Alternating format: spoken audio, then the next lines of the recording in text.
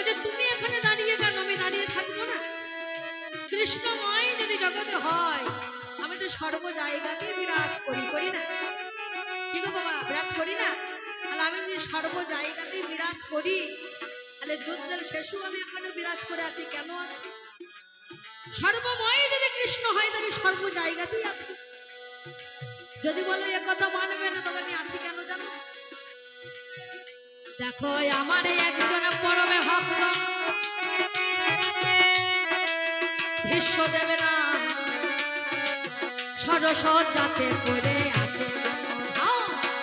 সরসজ্জাতে এখনো সে যে পড়ে রয়,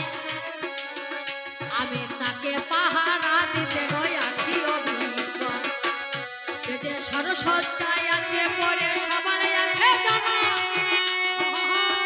আমার বদন ভরে বলছে দেখো কেন বাবু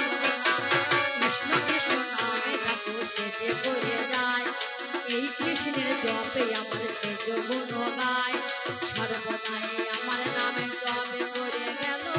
কৃষ্ণ কৃষ্ণ বলে আমায় ডাকছে দেখো বল, আমায় কেউ যদি অন্তর দিয়ে ভাইরে ভক্তি দিয়ে জানে,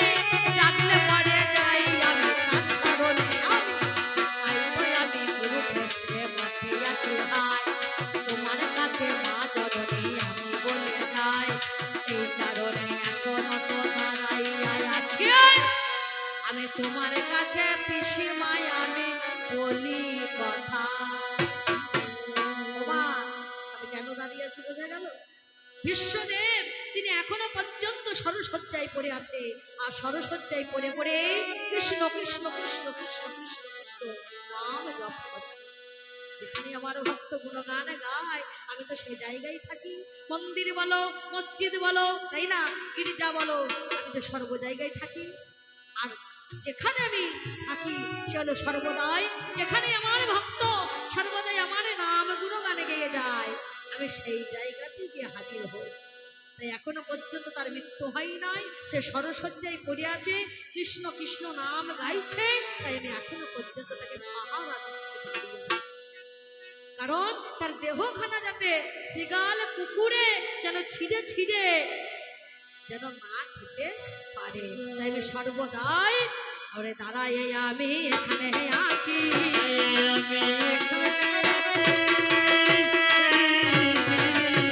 আমি জানাই কথা তোমার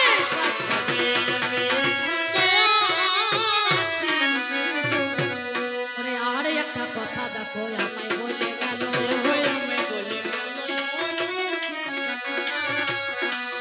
ভাইরে আমি একা শুনবো কেন, শুনতেছ তা বলো,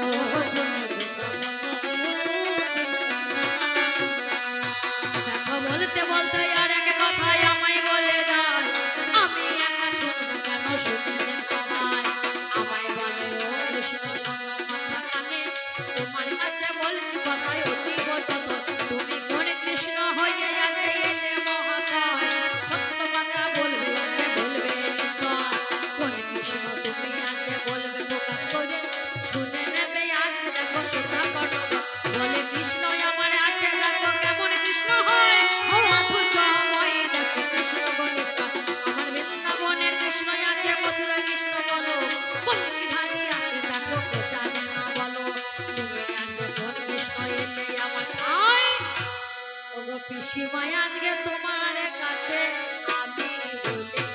যাই। এই কুরুক্ষেত্রের মাঝখানে আজ আমি লাগাম ধারি,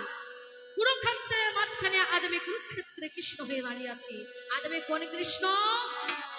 আজ আমি বৃন্দাবনের নয়, মথুরাতেও নয়, তাই তো, যখন কুরুক্ষেত্রে আছে তখন কুরুক্ষেত্রে কৃষ্ণ।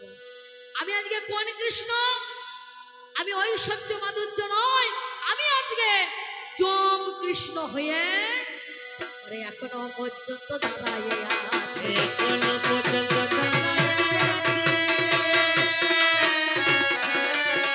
আমি বলেছি কথা আজ প্রকাশ, ধরি হরি হরি বল, হরি বল হরি বল হরি বল, বলতে বলতে আর এক কথা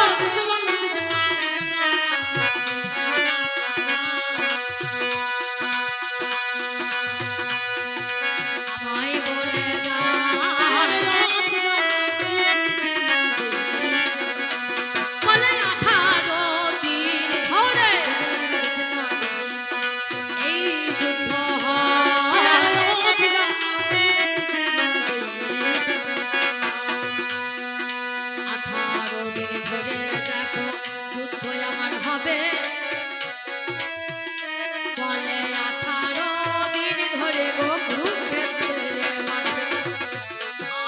কুরুক্ষেত্রের মাঠে আছি আমি শুনি কথা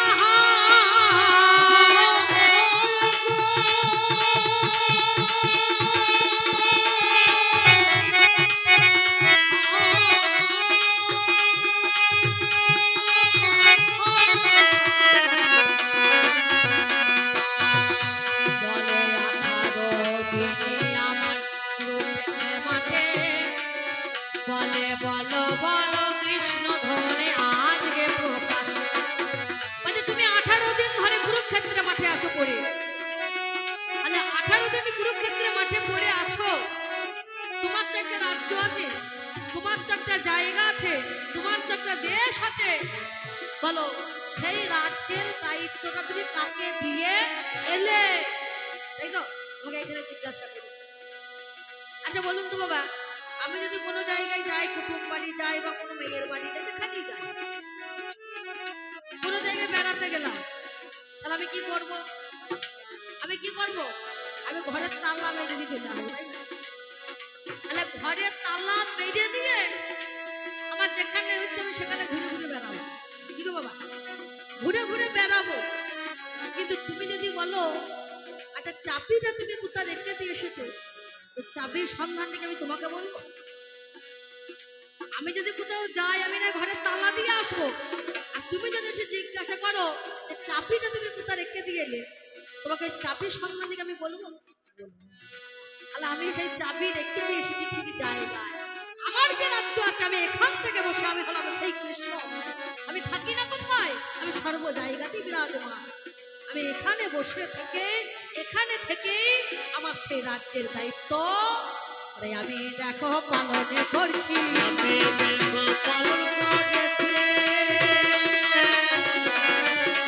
আমি তোমার কাছে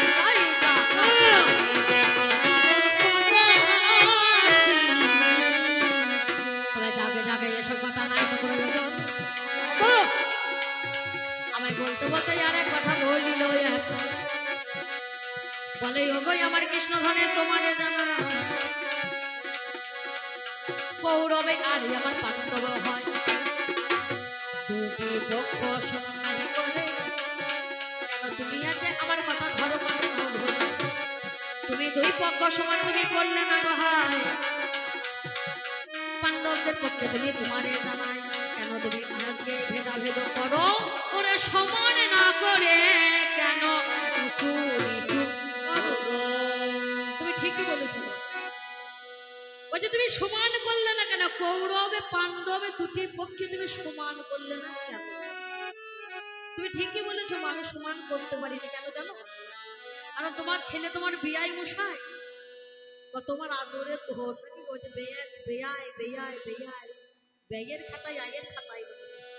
তাহলে কত আদরের জিনিস কত আনন্দের জিনিস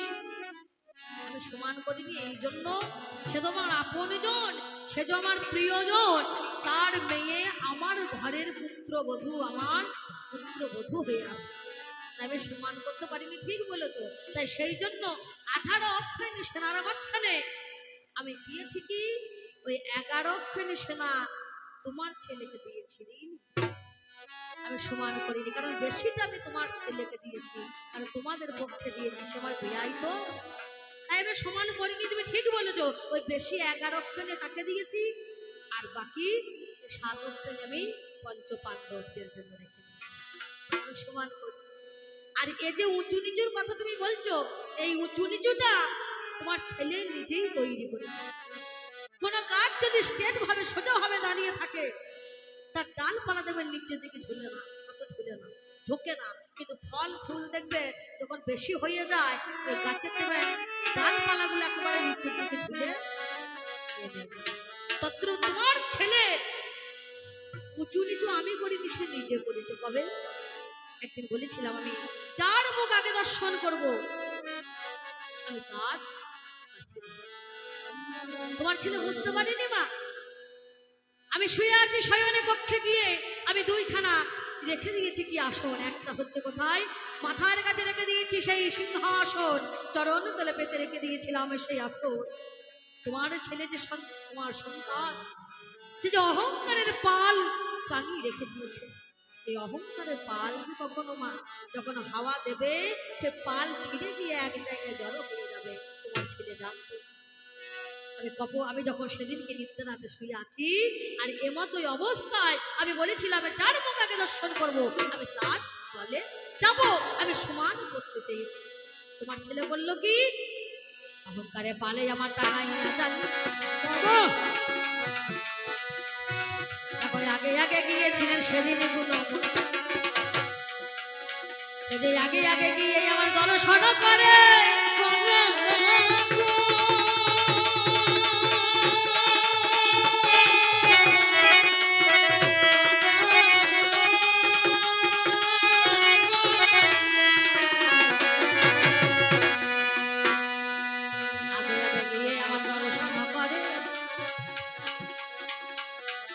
সেই জনা দেখতে পেয়েছিল দেখে আবার মাতার কাছে রাজ সিংহাসন চরণতলে একখানা আসনে এখন সে যে মনে মনে চিন্তা করে কিবা কর্ম করে আমি দেখো রাজা আমার মতো সত্যি মানে আছে গজনা এই আমার মনে মনে জ্ঞান বিবেচনা ওরে আমার মতো কে ভাই আছে কে বসতে পারে ছেড়া যতে বাবা কে বসবে ভাই রে এই বলিয়া সেই দিতে পারে নিবেদন আমার সিংহাসনে বসে আমার বলিল এখন আমার সেই সিংহাসনে সেজে বসে গেল মনে মনে সেই জন্য চিন্তা করিল অহংকার চরণে তলায় কে বসবে সেখানে ছেলে আসন পাড়া আছে আর আমি রাজার ছেলে হয়ে আজকে আমি ছেঁড়া চটে বসবো ছেঁড়া আসনে বসবো রাজ সিংহাসনে সেদিন অহংকার করে রাজ সিংহাসনে বসে বসে পায়ের উপরে পা দিয়ে ঠ্যাঙের উপর ঠ্যাংটা তুলে দিয়ে সে বসে বসে ঠ্যাং রেখেছে তাই না আর গিয়েছিল কে তারপরে সে অর্জুন গিয়ে চিন্তা করলেন অর্জুন গিয়ে মনে মনে ভাবছে চিন্তা করছেন আমি মাথার উপরে কি বসতে পারি হে গোবিন্দ হে দয়াময়